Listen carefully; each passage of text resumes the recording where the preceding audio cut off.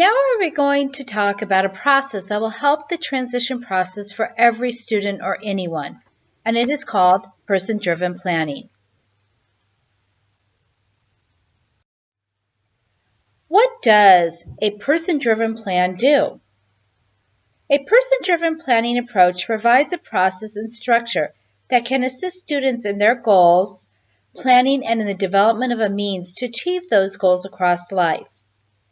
Person-driven planning is a vision for the future and a way to plan for that vision to become a reality. PDP invites us to find and develop the gift of each person. It develops a vision that expresses these gifts.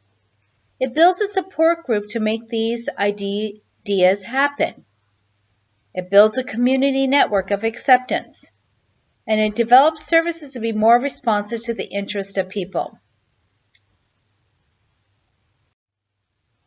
Components of a PDP are: it creates a circle of support for the student. It focuses on talents, strengths, and interests of the individual. It identifies the person's short and long-term goals and dreams. It's a creation of action plan with specific commitments for each team member. It's empowerment of the young person in the pursuit of his or her goals. How is this new? Ask yourself, have we promoted choice without providing the information or experience for new opportunities to students? Have we been flexible, adjusting schedules where students are enabled and supported to follow through and/or fail in these new opportunities?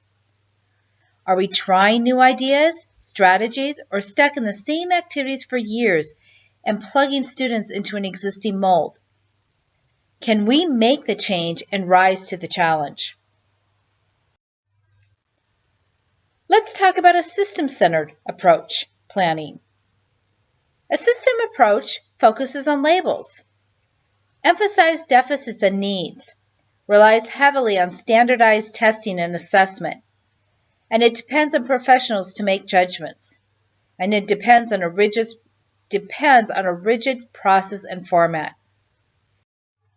A person-driven plan approach sees the student first, builds relationships and trust, searches for capacities and gifts, you spend time getting to know people.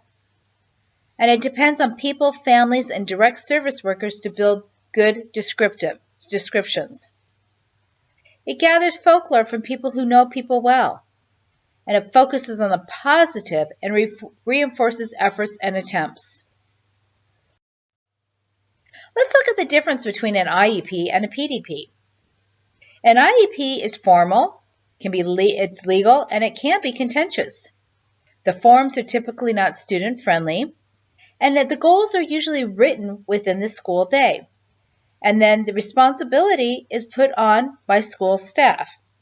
It also can be intimidating. A PDP is more relaxed and it's cordial. It's student-friendly forms and it has pictures and PCPs that work for the student.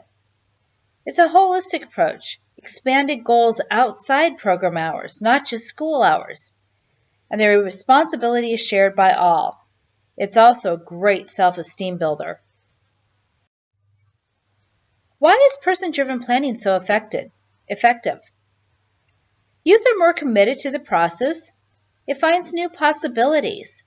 For each person, focuses on quality of life, emphasizes dreams, desires, and meaningful experiences, provides instruction in a real community environment, teaches students how to plan and be self-directed, and you should be taught how to implement their goals.